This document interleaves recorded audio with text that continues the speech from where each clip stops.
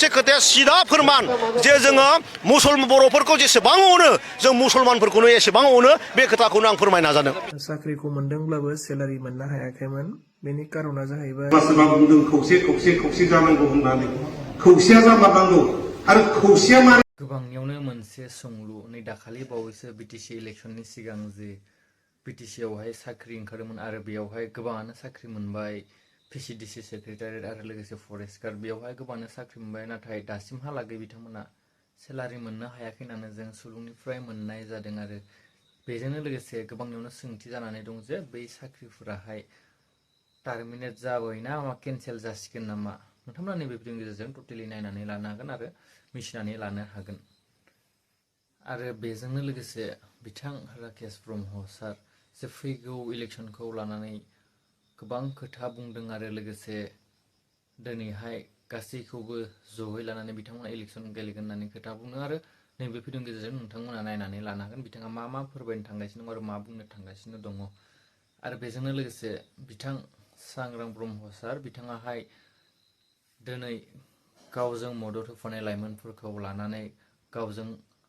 जे खामानि मावनायाव मदद होफाग्रा लाइमोनफोरखौ लानानै बिपिएफ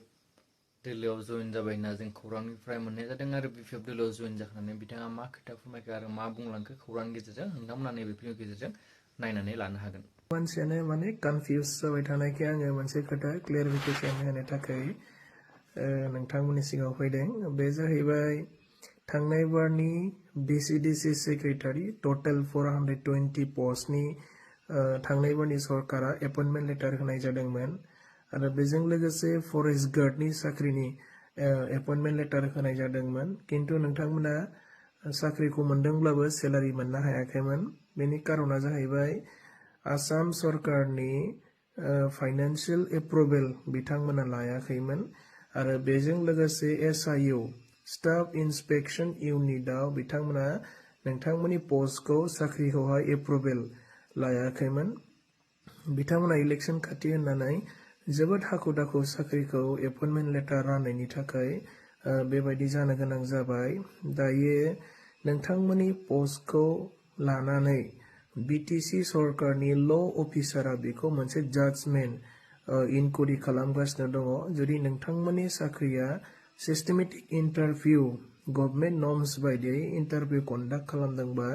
बे साख्रिया इनटेक थागोन आरो नोंथांमोना जोंनि सरकारनिफ्राय सेलारि मोननो हागोन किन्तु साख्रिया इलिगेल होननानै जुदि ल' अफिसारा प्रुफ खोन्थायोबा बे साख्रिया टटेलि माने टार्मिनेट जाजोबगोन आरो बिनि उनाव नोंथांमोना माने इलेक्सन जोबनायनि उनाव गोदान माने इन्टारभिउआव जिरायफिननांगोन कमप्लिटलि मेरिट बेसिसाव माने बे साख्रिखौ माने लानो हागोन दायो जोंनि सरकारा गोदानै सिएसपि बर्ड सेन्ट्रेल सिलेक्सन बर्डखौ दाबाय बियो बारा गोबाव जायाखै दायो जोंनि सेन्ट्रेल सिलेक्सन बर्डआ जोंनि बिटिसिआव टटेल थार्ड ग्रेड आरो फर्थ ग्रेडआव बेसेबां पस्ट दङ बेखौ नायनानै मथा मथि दासिमहालागै 1600सो माने भेकेन्ट पस्ट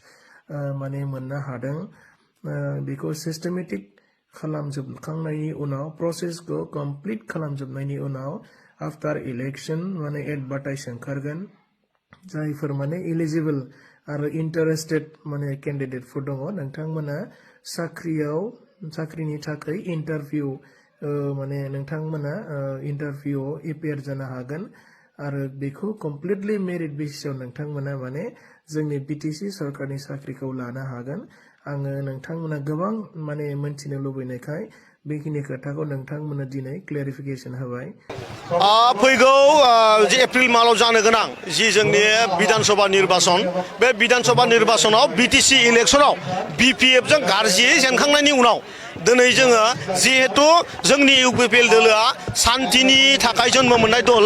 आरो गासैबो धर्मखौ सन्मान होनाय दल गासैबो जातिखौ एखे लोगोयैनो अननानै बिथांमोननि जातिनि समस्या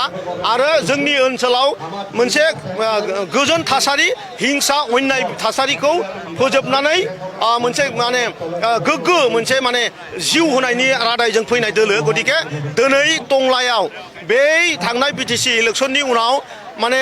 जि रोखोमनि जोंनि रायजो राजाफ्रा गोसोआव दुरबल जानानै दङ बे दुरबल गोसोखौ फिन आरोबाव गोरा खालामनो थाखाय जों बे रेलिखौ लादों जोङो मालाबानो बुंखादों जे जोंनि जि UPPL दोलो बेवहाय जोङो गासै इउनाइटेड माने गासैबो दोलो माने गासैबो समाजखौनो लानानै जोंनि माने दोलो खिन्थु हाग्रामाया थांनाय समाव जि माने ग्रेट BTC ग्रेट मा होनदोंमोन बेक एगेन बेनि सोदोबा जाहैदोंमोन बिथाङा माने जुवा फाथिनायनि मोनसे दोलो जुवाया बिसिनि एम्बिशन आरो सोबख्ल'नाया बिथांमोननि एम्बिशन बेखौ लानानैसो माने बिथांमोना ग्रेट BTC ग्रेट एगेन होननाय शब्दखौ बाहायदोंमोन आरो आं दिनै मुसलमानफोरनि टपिकखौ आंनि खर'आव लानानै बेरायनायनि थांखिया बेनो जे जोंनि BTC हालामाव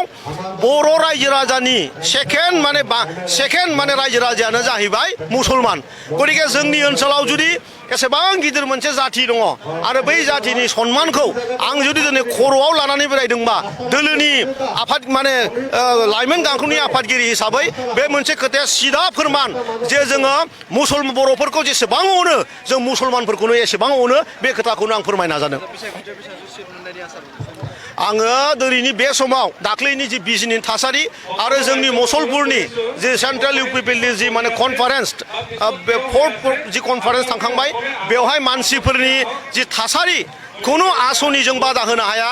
खुनु माने सिगिनायखौ जोंखौ बादा होनो हाया मानसिफ्रा उइलिंलि माने गावसोरनो ज' फैनानै जिबायदि रेलियाव बाहागो लादों बेनो मोनसे फोरमान जे UPPLआ सान्थिनि थाखाय जन्म मोननाय आरो UPPLआ धोरोमखौ माने नेवसिग्रा माने पार्टि नङा नोंसोर दाख्लैसो नुदों जे दाख्लै नलबारियाव मोनसे बिराद गिदिर मोनसे गाज्रि मोनसे थासारि क्रिसमास खालि बयबो मिथिगौ जे क्रिसमासनि सानसे आगोलाव माने जि सान्टा क्लजनि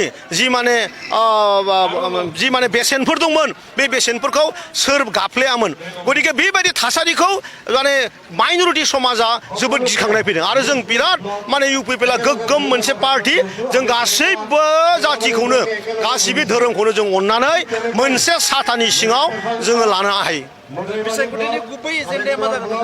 जोंना सान्थि जों आगोलबो सान्थिखौनो लानानै बे दोलोआ जोनोम मोननाय आरो जोङो गासैबो जनगोष्ठीनि जे 26टा जनगोष्ठीनि जि जोंनाव भिजन दङ जि जोङो गासैबो माने हारिखौनो समान अननानै बिथांमोननि थामोनथा बे ओनसोलाव गोरा खालामनायनि जे मोनसे भिजन दङ जोंनाव लेखा दङ जों बानायदों बिथांमोननि थाखाय बेखौ जाहाथे जोङो मोगथां रूप होनो हायो बेनो जोंनि मेन थांखि সকলেই বিচাৰিছো আমি কিহৰ কাৰণে হাগ্ৰামা মহিলাৰ ডাঙৰীয়া অৰ্থাৎ BPF দলক জিকাবলৈ আমি কাম কৰিব লগা হৈছে আমি চাইছো আমি ডিসিশন লৈছো হেজিটেশন ওভাৰ একশন যিটো সরকার ডিসিশন লোৱাত হেজিটেশন আছিলে একদম ডিসিশন লানাयखौ गोनो गोथो मानो होनोबा सरकारनि मोनसे बिराद गोथौ पार्टआव हाबनानै दङमोन नाथाय जोङो हाग्रामा महिलारि साफोर लोगो हमनानै जेब्ला बुजिनो हाबाय जेब्ला रायलायनाय माने एक्सन खामानि जायो खोथाखौ खम बुंनो हागौ नाथाय जेब्ला रायलायगोन बे खामानिया जागोन दा बिनि थाखायनो जोङो गोनो गोथोआव थायामालानो डिसिसिभ मोनसे सरकार जिहेतु फैबाय आरो रायजोआनो मोनसे हिउज मेन्डेट होबाय बेजों लोगोसे जोङो BTCखौ दानायाव जगदान जानो थाखाय जोङो दिनै फैदों आङो बेखौनो गले गले बुंगोन दिनै जोङो पार्टि खालामगोन पार्टिया पलिटिक्सनि थाखायल' नङा जोङो खर'आव माइन्डआव अलवेज जोंनि खर'आव वेलफेयार मोनसे मेन्टेलिटिखौ लानानै जोङो आवगायलांनांगोन जोङो पार्टि खालामनायजों लोगोसे जोंनि खर'आ अलवेज जेब्लायबो जोंनि रायजो राजाफोरनि थाखाय जानांगोन जोंनि ओनसोलनि थाखाय जौगाखांनायनि थाखाय जोंनि बड'लेण्डनि जौगाखांनायनि थाखाय जानांगोन आरो बिनि थाखाय जोङो जयैनो खामानि मावनांगोन दिनै सोरबा बुंदों खौसे जानांगौ होननानै खौसेया जामारनांगौ आरो खौसेया मारै जानांगौ खौसेया जानांगौनि लामाखौ रायजोआनो दिन्थिहरबाय 28टा सिट मोनहोनानै देरहाहोनाय माने बुंहैबायदि BPF ज' जाहैजोबनानै खौसे जाजोबदों होननाय बुंहरनाया जाहरखाबाय रायजोआनो लामाखौ खोन्थाबाय नोंसोर गोनो गोथो दाजासै ज' जाजोबदो हाग्रामा महिलानि दैदेननाय सरकारजों लानानैनो बयबो ज' खामानि मावनानै बड'लेण्डखौ जौगाखांहोदो बेनो मोनसेल' स्ल'गान खिन्थु गोसोआव दुखु थाबाय जोंनि 14 चिरां दुवारनिफ्राय गोबां आसा दंमोन देरहाहोहरनो नैबे भिडिअखौ नायनानै नोंथांमोना मिथिबायानो जानांगौ जे बिटिसि आव जे पिसिडिसि सेक्रेटारि आरो लोगोसे फरेस्टार जे पस्ट फैदोंमोन बिटिसि इलेक्सननि सिगां जे बिथांमोनहा एपइन्टमेन्ट मोननानै साख्रि मावनो हादोंमोन बिथांमोना दासिमहालागै जे सेलारि मोननो हायाखै मानि थाखाय मोननो हायाखै बिथां रिन्जय बर' साराहाय फारि फारि खोन्थालांदों आरो लोगोसे बै साख्रिफोरा मा थारैनो टार्मिनेट जाबायना केन्सेल जामारबाय नामा गावनो सोंलु जानो हागौ बिथाङा बेखौबो लानानै गोबां खोथा जे फाइनान्सियेल एप्रुभेल आसामनिफ्राय मोनाखै होननानै बिथाङा फोरमायनाय जों नुनो मोनदों आरो बेजोंनो लोगोसे माने बिटिसिनि जे ल' माने नायबिजिरगासिनो जे बै साख्रिखौहाय जे थारैनो इलिगेल ना लिगेल नोंथांमोना नैबे फिल्मनि गेजेरजों निसय नुदों जानांगौ जुदि इलिगेलब्ला बेखौ टार्मिनेट खालामजोबनाय जागोन आरो गोदानै जे बिटिसिआव जे इलेक्सन जानो थांगासिनो दङ एमएलए इलेक्सन बिनि उनावहाय फिन आरोबाव इन्टारभिउ होनानै गोदानै मेरिट लिस्ट बहननानै साख्रिखौ होनाय जागोन ना बिथाङा फोरमायनाय जोङो नुनो मोनदों आरो लोगोसे जुदि साख्रिया लिगेलब्लाथाय बिटिसि दानि जे बिटिसि सालायगासिनो बे बिपिएफ सोरखारा बिथांमोनाहाय सेलारिखौ होनाय जागोन जुदि इलिगेलब्लाथाय भिडिअखौ नायनानै नोंथांमोना निसय बुजिदों जानांगौ बिथाङा टटेलि माने क्लियारलि फोरमायलांबाय अब्लाबो आं खायसे खोथाखौ फोरमायनानै होबाय आरो बेजों लोगोसे बिथां राकेश ब्रह्म सार मा खोथा फोरमायलांखो आरो मा बुंलांखो जे फैबाय थानाय जे इलेक्सनखौ लानानै गोबां खोथा बुंदों आरो लोगोसे खौसेयै आरो लोगोसे बांद्राय कमेन्ट खालामबाय थादों नोंथांमोना निसय भिडिअखौ नायनानै बुजिनानै जानांगौ आरो बेजोंनो लोगोसे बिथां सांग्रां ब्रह्म सार मा खोथा फोरमायलांखो आरो मा बुंलांखो गाव जि बिपिएफ हानजायाव जयेन जानानै गोबां खोथा भिडिअखौ मोजां मोनोबा लाइक खालामना हो शेयार खालामना हो बेनिफ्राय चेनेलाव गोदानबा साबसक्राइब खालामना ला गोदान गोदान आपडेट नोंथांमोना जाहाथे नैबे चेनेलनि गेजेरजों आपडेट मोनबाय थानो हानाय बायसा नेक्स्ट आपडेट सफैनो लोगो मोनलायसिगोन